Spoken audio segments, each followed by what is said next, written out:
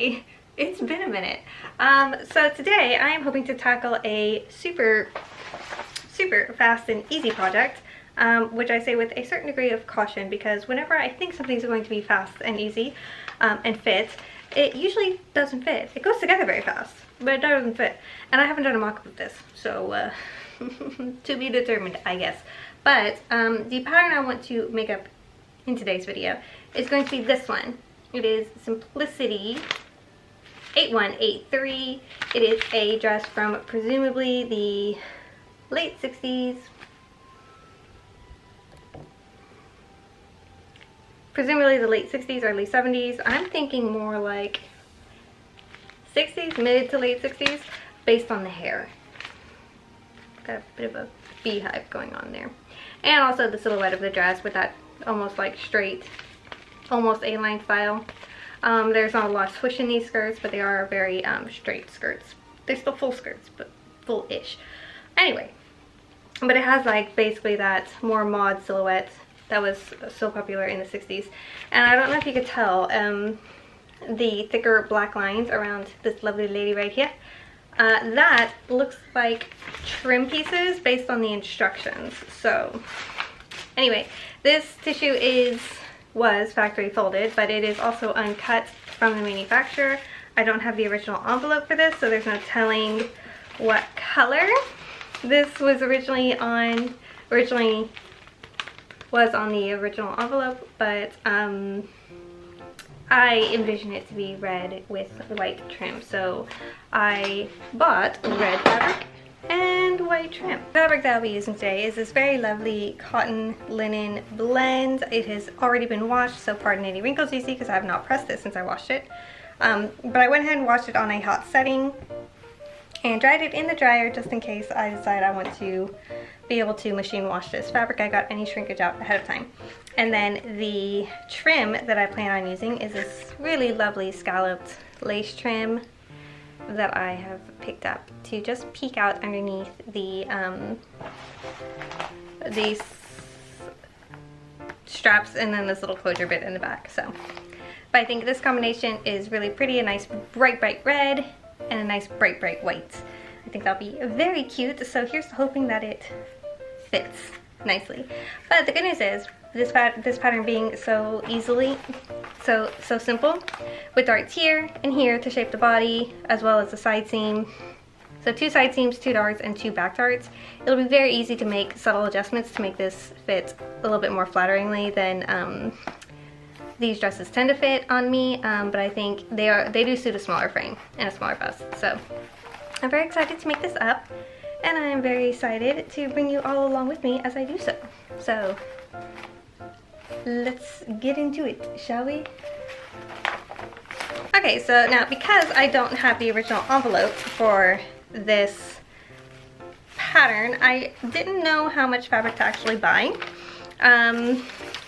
It does give you some options on fabric, but you don't have any links on how much you should buy. The cotton that I bought is a 52-inch fabric, 52, 54, something like that.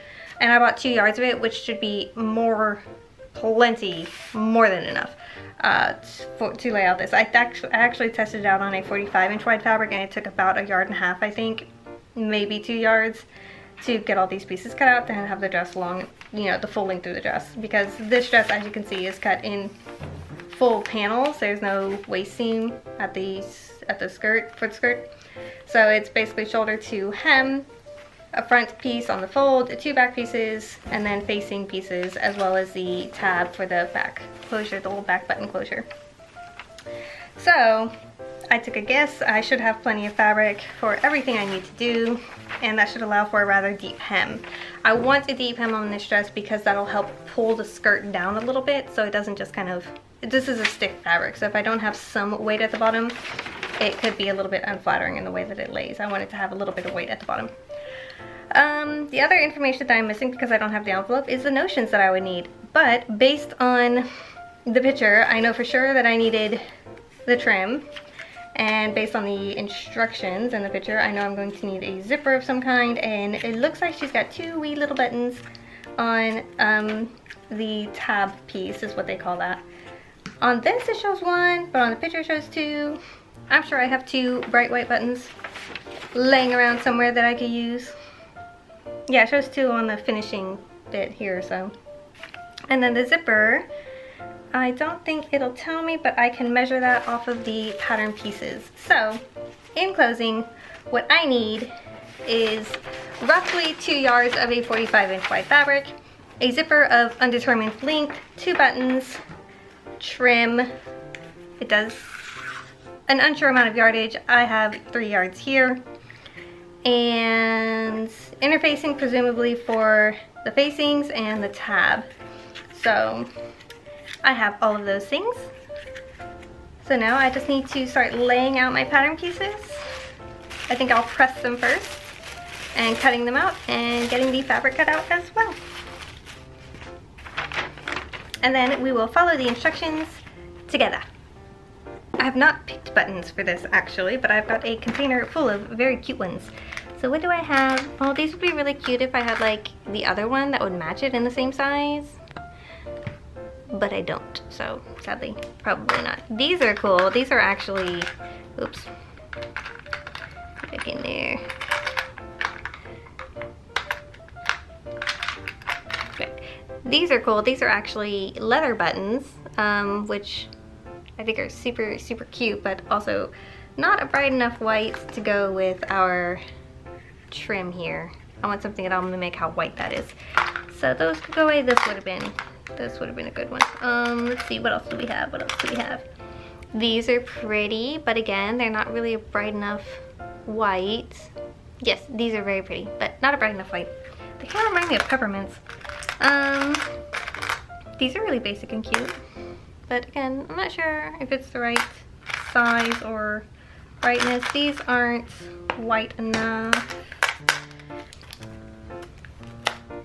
These are a nice bright white. So I might go with these. These are just very basic little buttons.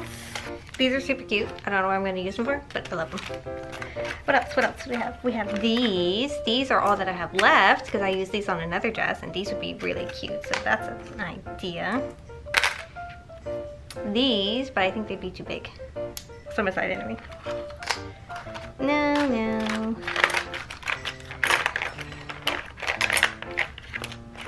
Oh, I have more of those. Okay. So these are the options on the buttons. We will leave them out, leave them aside, and determine which ones we want to use at a later date. But for now, these are the options for the buttons. That was fun. Okay, back to work. Okay, so I have everything laid out based on the pattern instructions for 44-inch wide fabric, which is what this is. So I'm just gonna go ahead and pin everything in place. Sometimes I like to iron the pattern pieces, but I'm feeling a little bit lazy today. I'm hoping I could probably put this together in a couple hours since it's such a simple dress. So wish me luck in that endeavor. The thing I think that's gonna take the longest is probably going to be the finishing, because I don't know, once I get to like the finishing portion of a pattern, I get bored and stop working on it. So we'll see if that's the case for this pattern. It probably will be. I tried finishing a different dress today and I put it on to check the fit, and there's a few things I want to change that I'm not really feeling motivated enough to take the dress apart for, because that means I would have to remove the zipper and redo a lot, and I don't want to. I'd have to take it apart quite a bit in order to make it better, and I really don't want to do that. So I'm going to work on this instead, which is a shame because the dress I was working on was actually a reproduction from a dress that's held at the V&A. So I really do want to make that and make that up well, so I could give you guys a video of it, because it's this really cute tea dress. I think it's a tea dress. It could probably be like a cocktail dress, like a dinner party dress, as well. But Yeah. So this dress here though that I'm working on, this is made up of 2, 4, 6 pieces. Really it's just the 2 body pieces for the dress, the back band, and then all the facing pieces. So there's a few darts here and there, but for the most part it is very simple, which I think kind of adds to the appeal of the dress because it's not too complicated, which is always fun. This fabric though, I have learned, it's a cotton linen blend that I'm using here, which is a delight to work for. A cotton linen blend is so easy as far as fabrics go. But it also is highly attracted to pet hair because of the cotton content. So my cat snuck in here over the past couple days because I have French doors that don't fully close. So she snuck in here and took a nap on top of my fabric. So I had to get all her fur off with a lint roller. So yeah, if you want to work with cotton linen and you have pets, get a lint roller. Although honestly, if you have pets, you probably already have a lint roller, but like, I'm just saying. Because I also have like a super fuzzy dog. Ow. So this little piece over here that I'm pinning, this has the buttonholes on it. And again, I'm just trying to make sure that this fabric doesn't stretch as I'm pinning it, because then it will misbehave.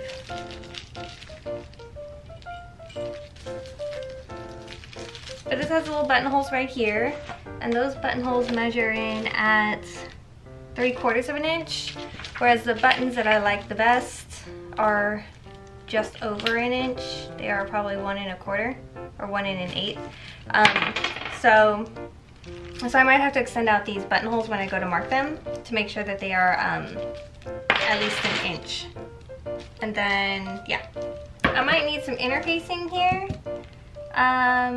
to strengthen this. I think, yeah, that and then facing. So I do have some interfacing tucked away over there-ish that I'll go ahead and use. But I'm gonna cut out these pieces first. And I don't know where all my pins disappeared to. I have like a million of them, but as you can see, like my little dish is empty. I don't know what happened to all my mitts. They're not on my magnet, so I don't know where they are. Alright, so I've got the pieces cut out now, and then what I'm going to do now is go in and mark any indications. This doesn't have any. So like the buttonholes. So basically what I want to do, I said I was going to extend this one out to be 1 inch, which would be about here-ish. So I'm just going to go in and mark where that buttonhole is supposed to be. Up here-ish. You can't see, you're very far away. How about there? So I'm just pinning through the tissue and marking with chalk where that line needs to start and ends. And then I'll connect my little dots. Oh, you know what? I wasn't marking it on the other side. Whoops. So I'm gonna go ahead and do that.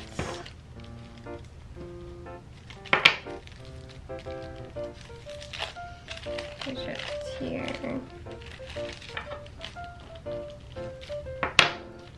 Then here.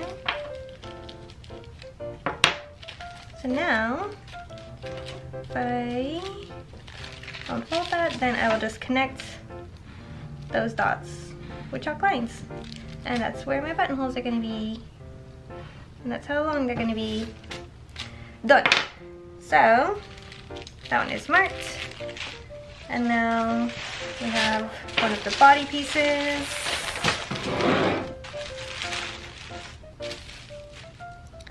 So we have a dart basically going here, a couple little darts, or little dots here, and then a big dot here. So what does this indicate? Let's find out. Oh wait, what is that? So that's the waistline right there. So I'm just gonna do a little dot there, so oops, not there. Right here. These are, they indicate where the button goes, and then this does not really tell me anything.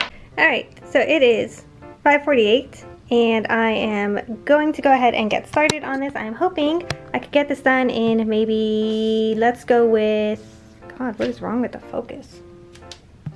Y'all.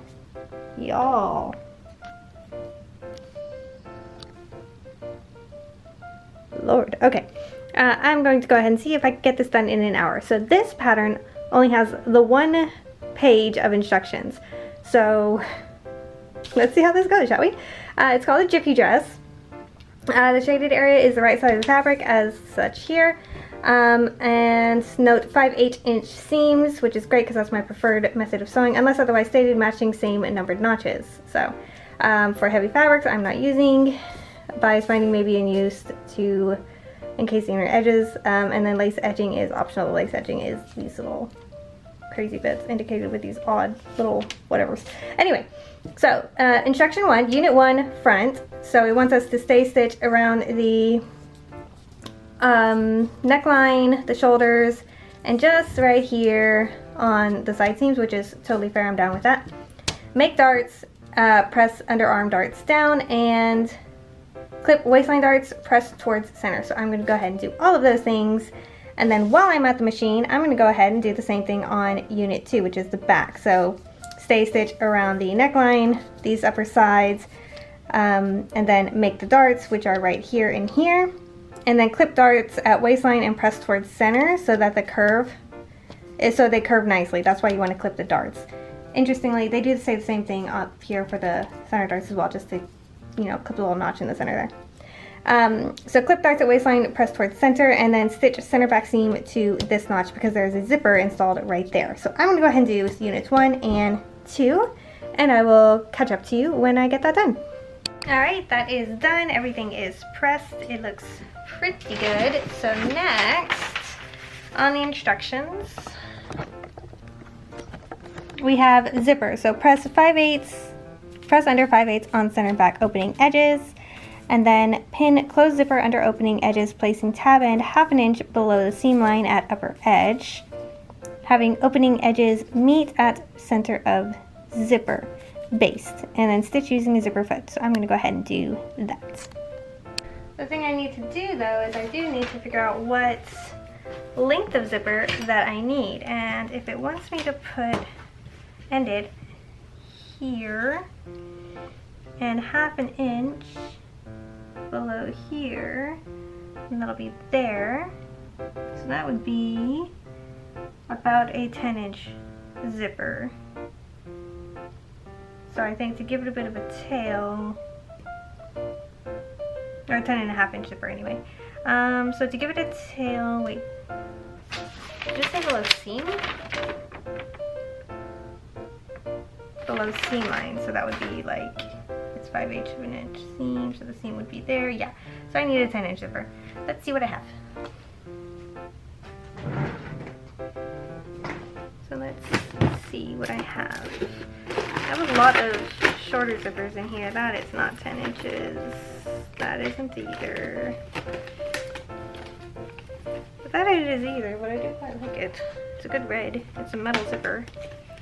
It is 9.5 inches. Do I want to do that anyway? Let's see what else I have. So installing the zipper takes a lot of focus for me, so I completely stopped talking during this process. Sorry.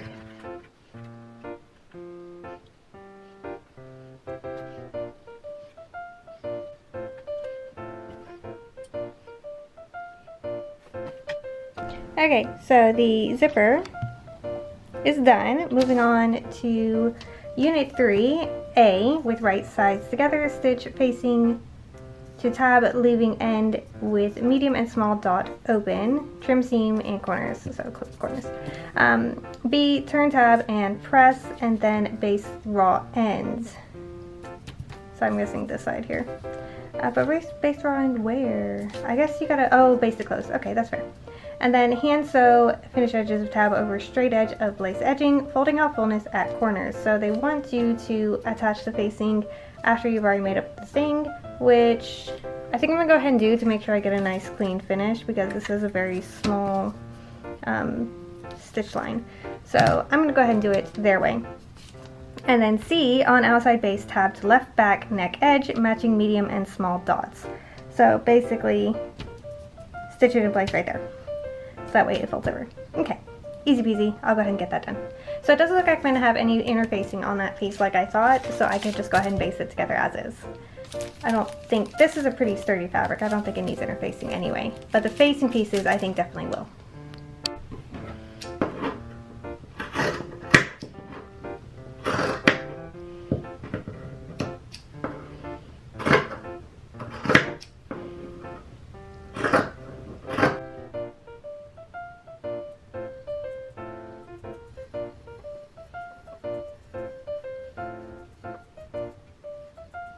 Well, once again, I was very focused during this process, so let me explain what I'm doing.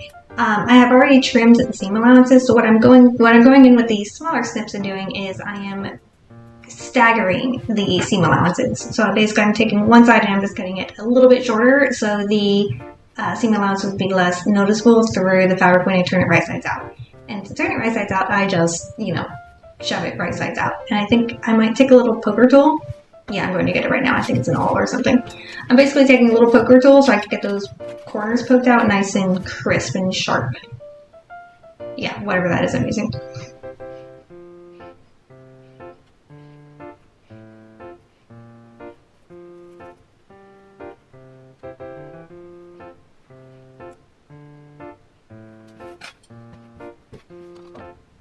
Now, this was a really fiddly process to pin, and I actually ended up doing it wrong because I didn't fold the lace trim like I should have at the corners. So I do tear this off and redo it, but it does kind of show you my thought process. All of the trim was hand sewn on because I wanted it to be as subtle as possible. Though now that I'm looking at it, it kind of reminds me of like a kitchen mitt of some kind. But I think it's still cute on the finished dress, so there's that. Okay, it is attached. Alright, the little flippy thing is attached. And the next step is to sew the shoulder seams, stitch front to back at shoulder seams. And then following that, it wants to focus on the front and back neck facing. So stitch shoulder seams at facings, stitch a 1/4 inch from the unnotched edge, press under edge along stitching, and stitch. And then with B, size right sides together, pin facing to neck edge, matching centers and seams, so here and here. Back facing extends 5/8 of an inch beyond center back opening edges, here. And then stick neck edge, which is here, trim seam, and clip curve. So I'm going to go ahead and get those two sections done. Wait, I lied, it continues to C, press facing out and press seam towards facing, so here. And then facing side up, under stitch close to seam line through facing and seam, so basically here. And what that'll do is it'll help turn it to curve, it'll force it to turn under smoothly. And then D, press facing to inside, pressing under and slip stitching center back edges, so here. And then I can tack it at the shoulder seams as well, and then sew a hook and eye at the neck edge when dress is finished, so basically there. Alright, so our facings are done, and next, instructions say to stitch front to back at side seams and clip the curves, but the curves, it only shows us clipping the curves like right there, because there are no curves. And then I'm going to go ahead and go forward a little bit to talk about the armhole facing, since I'll probably be doing that around the same time. And that is Unit 5, A, stitch a 1/4 inch from a notch edge of facing, press under along stitching and stitch, and then stitch the notched edges.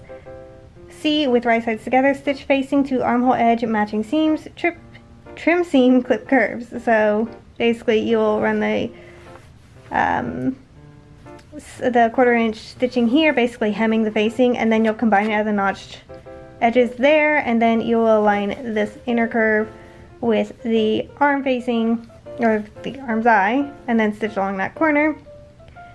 and then trim the seam and clip the curves. And then D, press facing out, press seam towards facing side up, understitch close to seam line through facing and seam. And then E, press facing to inside and slip stitch. So exactly what we did for the arm side facing, we will be doing for the sleeve facing. However, I think I'm going to do this a different way because I think I have a better way that makes it a little bit easier to set the facing into the arm side without having anything squirrely going on. And I will talk you through that in a moment. So basically what I plan on doing, which I think works a little bit better because it does give you a nice finished edge, is I will go ahead and stitch this to the inside, and then when I go to stitch up the side seam, I will fold it up and understitch like you would do, and then run my basically my side, when I put my side seams together, I will run the stitching all the way up like that, and then I could just fold it, and then I'll have the nice encased edge. I learned this on another vintage pattern, a reproduction actually of a vintage pattern, and it worked great. So I'm going to continue. I'm going to go ahead and do it that way again. But first, we'll start with matching our notched edges here and stitching them into place. One thing I like to do as well, whenever I have particularly annoying little curves that I need to pin together and I want to make sure it doesn't get all wonky when I'm pinning it, is to use a tailor's ham. That way I could have the fabric lay the way it would in a 3D manner instead of flat, because obviously it's not going to be flat when it's stitched on. It's going to, those curves are going to manipulate the way the fabric lays. So having it on top of a already curved 3D surface will help you to align the fabric a little bit better. I don't know where I learned that. I think it's just something I tried one day and I'm like, huh, this is a good idea. And now I know to do it whenever I have tricky curves. That's how I was able to do the neck facing as well. So yes, you don't only use your tailor stamps for ironing, but you can use them for pinning as well. And for some reason, this is a little bit short, isn't it? Weird. Our facings are in place. What I ended up doing was only stitching here to here and then tacking it where there were seam allowances or darts, so it would be apparent on the other side. Next, okay, so the next thing on the instructions says the hem, so mark length, press up hem along marking, mark depth of hem, trim evenly, stitch one edge of bias seam binding a 1/4 inch over raw edge or stitch under a 1/4 inch on raw edge, and then slip stitch hem, easing in the fullness. I think I'll just turn it twice and then slip stitch it in place. And then following that would be the lace edging around the back and necklines. So it says to hand sew neck edge over straight edge of lace edging, turning under ends at back opening edges right here and here. And then hand sew armhole edges over straight edge of lace edging, turning and lapping one end at side seam. I don't think I'm going to do that because I don't want the trim on the arm side, but I do want it around the neckline, so we'll skip the section B. And then following that would be the finishing. So let's go ahead and do the hem and the lace edging. So I think based on the length of this, I am definitely going to be shortening it because in the picture it is over her knee and I think that would be way cuter. So what that means is I'm going to have to trim off maybe about 1 inch, and then I could do a about 2-inch hem, so that will put it just about to here-ish, which I think would be a lot cuter and more flattering. I could take it in a little bit at the waist as well, but I don't think I'm going to because again this dress isn't supposed to be particularly fitted, and I think when I'm not wearing shorts underneath it, it'll probably look a little bit nicer. But I do think the fit is probably precisely what it needs to be. It does look pretty cute at the back, so I think once I get the rest of the trim in place, it'll be even cuter. And I think I don't quite have it pulled over all the way. It's tacked to my shirt, not the dress, so I think it'll tuck in a little bit further as well across the bust, which I think will fit with a couple of the issues with it not necessarily fitting quite right, because again, it's attached to my shirt, not the dress. Whoops. So let's go and get that done.